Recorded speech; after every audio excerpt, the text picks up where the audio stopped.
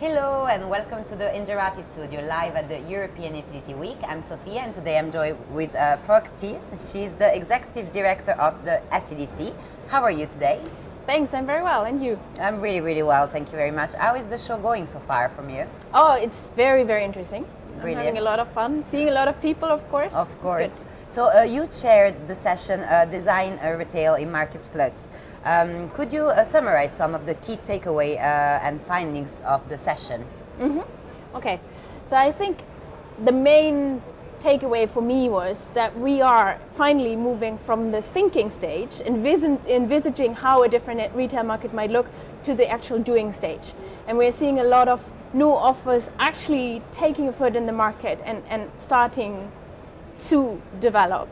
And we're moving towards a retail market, of course, that's a lot more decentralized, a lot more interactive, a lot more variable and a lot more flexible at the same time. So it's becoming a concrete... I think it is, yes, we're seeing the first offers happening. It's still pioneering offers. The mainstream has yet to come. I think another conclusion was from the different speakers that the pioneering offers and the industry are moving faster than regulation is currently able to keep up. And so the challenge is really to remove the barriers and make innovation and make movement possible. Understood. So one of the key points of the market in flux is that the system and the actor within would be a lot more dynamic. What does this mean for retail? On the retail side, in terms of offers, I think consumer offers will look a lot different, and the consumer will become an active part of the energy system in that we'll be seeing local generation, as we're already starting to see today, electric boilers, vehicles, batteries that start interacting with the system in a smart manner. And I think the clue behind all of this is that for the consumer, this shouldn't be any bother. It should be basically the consumer might get an offer to say, you get a flat rate per month and automation and a service provider are going to take care of the rest. So I think the essence is, yes, the consumer's side will become a lot more active, but the consumer, him or herself, doesn't have to bother. At best, normally their life should become more convenient because easier. Somebody is managing everything. Of course. On their And behalf. so what does this mean for the regulatory space? Because of course we said that regulation is going slower than our technology and our citizen needs are increasing. So what the regulatory space looks like? I think that the challenge from the regulatory perspective is to make sure that the lights stay on and that everybody has access to energy, while at the same time enabling and allowing for all these new offers and possibilities. And that means, first of all, creating access, for instance, for service providers, for instance, something that we're working on as an association also is access for independent demand response aggregators, who today very often need to have approval from retailers who are their competitors and so on. So this needs to be opened up. Products need to be opened up for new participants, for instance, on balancing markets and all sorts of energy markets. It needs to be possible, for instance, for communities to do their community projects, which today is something the system knows consumers and suppliers. The system doesn't know any other kind of cooperation. So this is something that needs to be enabled. The market needs to be opened up for that. Another thing is the whole question of data interoperability, where there's work for regulators to do to set the framework to create fair and practicable market conditions. And finally, it's a whole question of price signals. And with that, I mean, well, tariffs and charges and structures around that.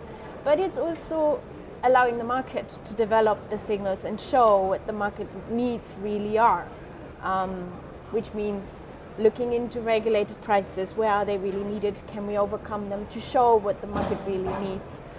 It also means overcoming the age of overcapacity in Europe so that the market can really develop. Signals for market actors. Understood. So where are we with demand center programs? I think overall we see a lot of pioneering offers.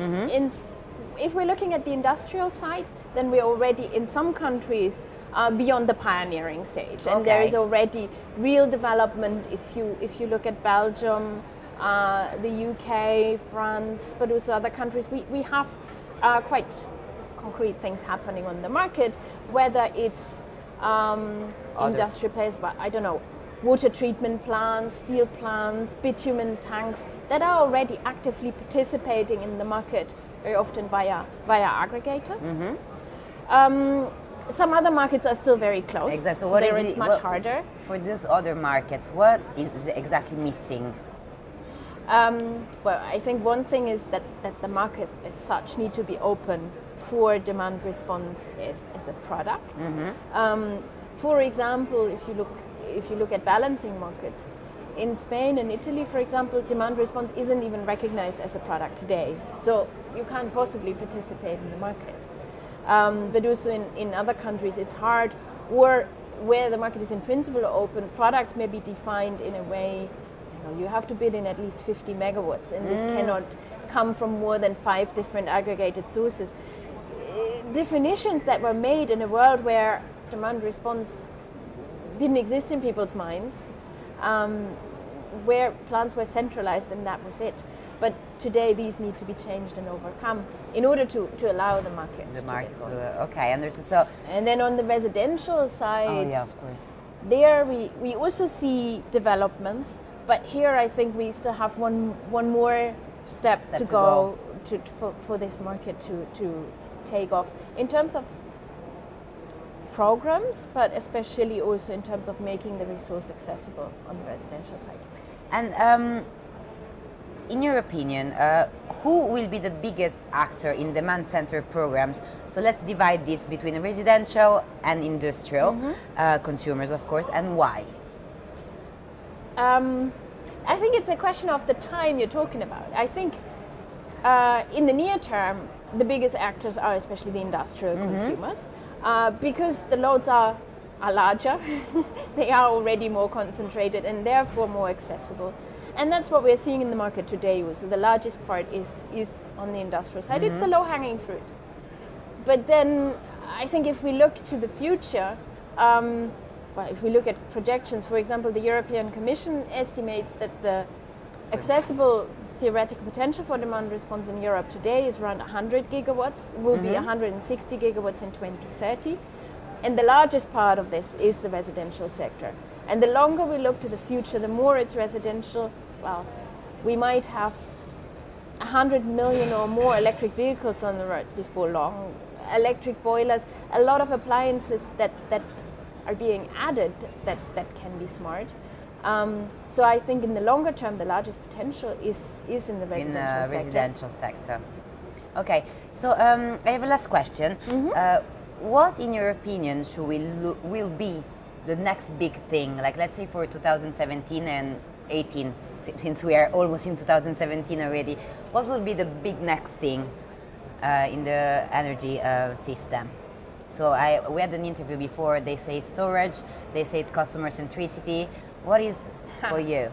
I think it's the combination of all of this. Customer centricity is certainly, well, we will see different retail offers, different packages for consumers that enable them to engage without having to bother much. Of course. So I think that is a very important part. I think it's not going to be one technology. Okay. It's going to be the combination of these. It's going to be the multitude of various decentralized generation and flexibility resources that will be combined together. And I guess the big question is also about, or the big thing is about managing all of this smartly together, providing the platform for this to happen smartly together. And that can take any shape or form. It can be via aggregation. I mean, here at the Utility Week, we saw various presentations on blockchain that were extremely well attended. So it can go different ways, and probably all of these elements will play their role. Okay, brilliant. Thank you very much for taking the time to speak to us today. It was lovely and a pleasure. And remember that you can watch the European Utility Week interviews on our Ingerat YouTube channel. Goodbye.